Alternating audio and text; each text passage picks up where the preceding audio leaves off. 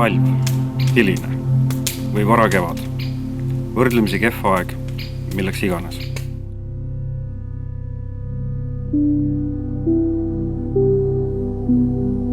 Aga eriti üleelamissituatsioonis viibimiseks, sest on külm ja märg ning hamba alla pole suurt midagi panna.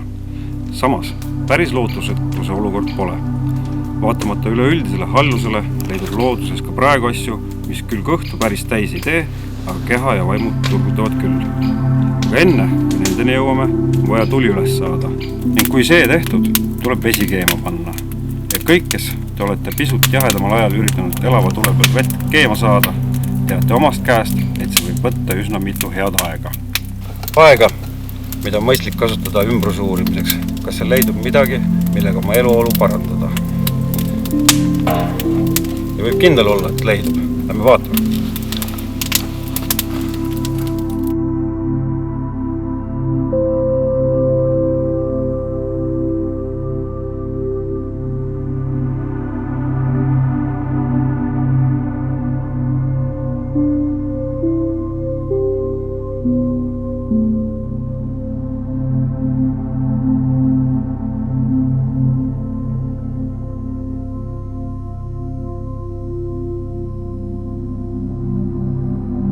Harilik kadakas, ladina keeles Juniperus communis, kasvab sageli lagedatel aladel, mere ääres, karjamaadel, metsades, loopealsetel, nõmmedel, soostunud aladel, kääbus põõsas kooslustes ja mujal. Kadaka magusa maitsega viljad, botaanilises mõistes kävid, mitte marjad, sisalduvad kuni 40% suhkruid ning palju teisi toredaid aineid. Kadakamarjadel on põletiku ja mikroobide vastane toime. Samuti ergutavad kadakamarjad uriini ja sapi eritust ning soodustavad seedimist. Ehkki kadakamarju võib ka niisama närida, on tee mõnusam lahendus. Nii, kadakamarjad on nüüd korjatud. Lähme vaatame edasi.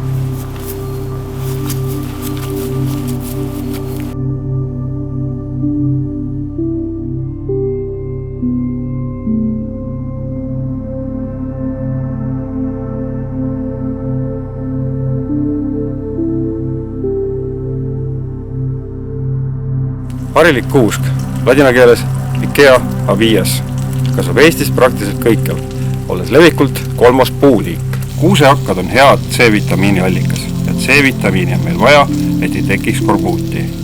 Ekslik oleks aga arvata, et kuuseokastest on kasu alles siis, kui vana kuri skorbuut ehk C-vitamiini puudus juba kimmutab.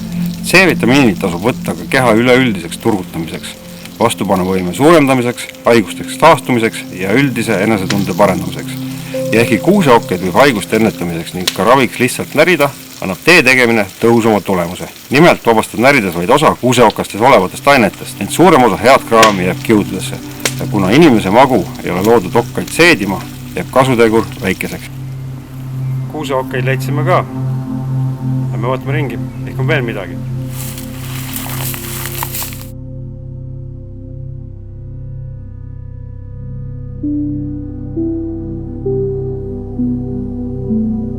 Paju, ladina keeles saaliks, lepib kõrge põhjaveetaseme ja pikaajaliste üleujutustega, samuti kehva ja happelise mullaga, mis tõttu leidub paju Eestis praktiliselt kõikjal. Ja kus on paju, seal on ka pajukoor. Aga miks see oluline? Pajukoor on looduslik ravimtaim, mida on sajandeid kasutatud valu, põletiku ja palaviku leevendamiseks. Pajukoor sisaldab salitsiini, looduslikku ühendit, millest on arendatud kaasaegne aspiriin. Paju leidsin ka, nüüd peaks olema kõik.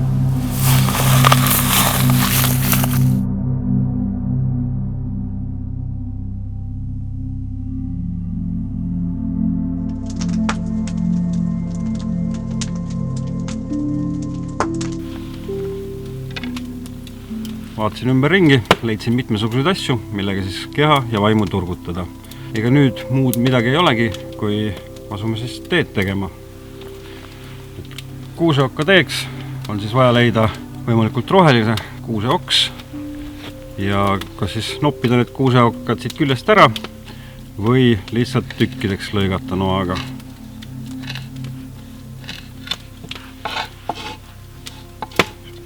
Väikesest sõrmeotsa täitsa piisab. Panete tassi ära. Siis kadakamarjad mõistlik ennem natuke purustada nii pääsevad eeterlikud õlid marjadest, mis on tegelikult käbid, paremini välja. Muljuta nad kergelt puruks. Samas, nagu paljude teiste ravimtoimede puhul, pole kuigi mõistlik väga suurtes kogustes või pikema aja vältel kadakamarju või nendest valmistatud produkte tarbida. Nii on tervisele parem. Ja siis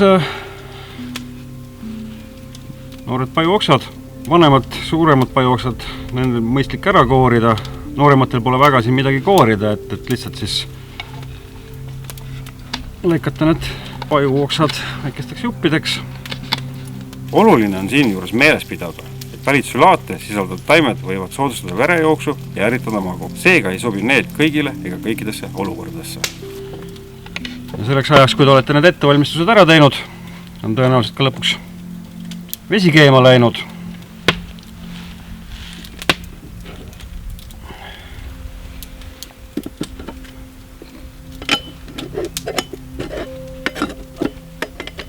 Tundub, et keeb.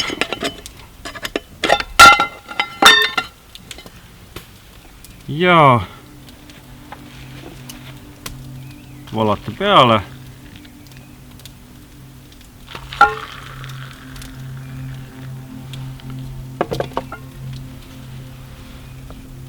Jätate 15 minutiks tõmbama ja samamoodi siis need pajuoksad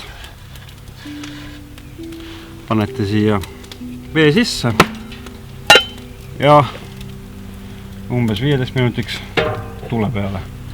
Nii kaua kui te ootate, millal teie teed valmis saavad, lugege Kaitsekodu ja järgmise korrani!